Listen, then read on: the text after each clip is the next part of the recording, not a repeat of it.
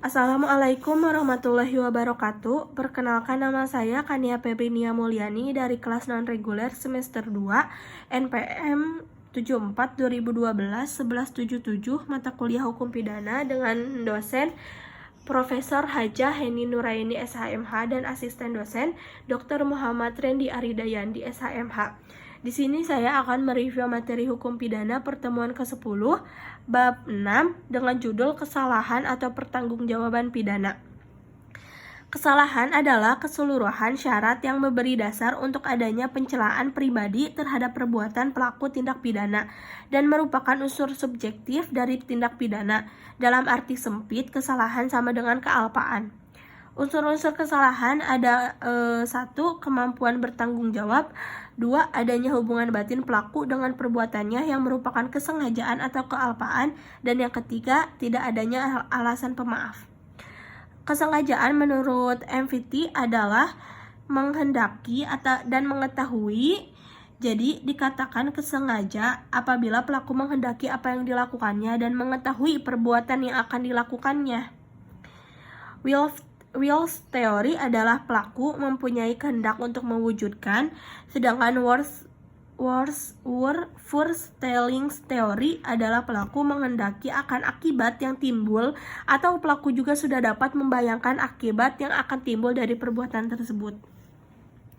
Corak atau bentuk kesengajaan, ada kesengajaan yang dengan maksud atau bertujuan atau opposite als oogmerk, dolus atau bisa disebut juga dolus directus, untuk mencapai tujuan, yaitu bentuk kesengajaan yang paling sederhana di mana perbuatan pelaku ditujukan untuk menimbulkan perbuatan yang dilarang dan pelaku menghendaki perbuatan tersebut beserta akibatnya. Contohnya, A memukul B dengan maksud agar B merasa sakit dan kapok sehingga tidak akan berbohong lagi. Itu merupakan contoh dari kesengajaan yang dengan maksud dan tujuan. Kesengajaan dengan sadar atau kepastian. Kesengajaan dengan sadar, kepastian atau keharusan, atau bisa disebut juga opzet met zekerheid bewustzijn dan moedzakelijkheid bewustzijn, akan menimbulkan dua akibat, yaitu 1. Akibat yang memang dituju oleh si pelaku, yaitu dapat berupa delik sendiri, dilakukan sendiri, dan dapat berupa penyertaan atau deelneming. Dan yang kedua, ada akibat yang tidak dikehendaki tetapi merupakan keharusan dalam mencapai tujuan, sehingga akibat ini pasti akan terjadi. Contohnya, A hendak membunuh B dengan menembakkan pistol, sementara B sedang duduk di balik kaca restoran. Penembakan terhadap B pasti akan memecahkan kaca milik restoran itu, maka terhadap pecahnya kaca restoran itu tersebut merupakan tanggung jawab si A. Ada di pasal 406 KUHP.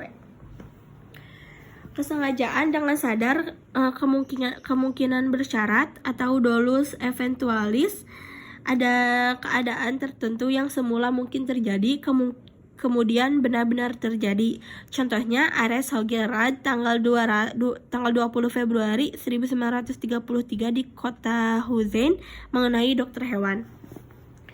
Teori apa boleh buat atau inkaufnehmen teori adalah akibat yang sebenarnya tidak dikehendaki tetapi pelaku harus menerima akibat tersebut.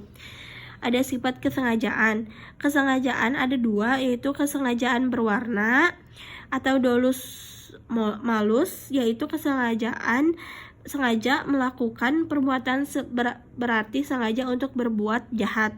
Jadi kesengajaan perlu ada kesadaran dari pelaku terhadap tindakannya yang merupakan dilarang dan melawan hukum. Tetapi ajaran ini sudah tidak dianut lagi karena hakim harus membuktikan bahwa pelaku menyadari perbuatan yang ia lakukan itu dilarang dan diancam dengan pidana oleh undang-undang.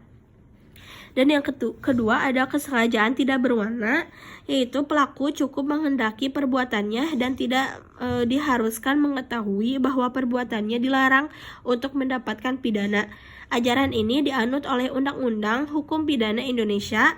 Dalam Hukum Pidana Indonesia berlaku asas lex dura sedita scripta, yaitu dengan dibuatnya undang-undang hukum pidana maka setiap orang dianggap mengetahuinya. Oleh karena itu peraturan yang berlaku dalam undang-undang bersifat mengikat dan semua orang harus menaatinya. Sekian review materi ke-10 dari saya. Kurang dan lebihnya mohon dimaafkan. Wassalamualaikum warahmatullahi wabarakatuh.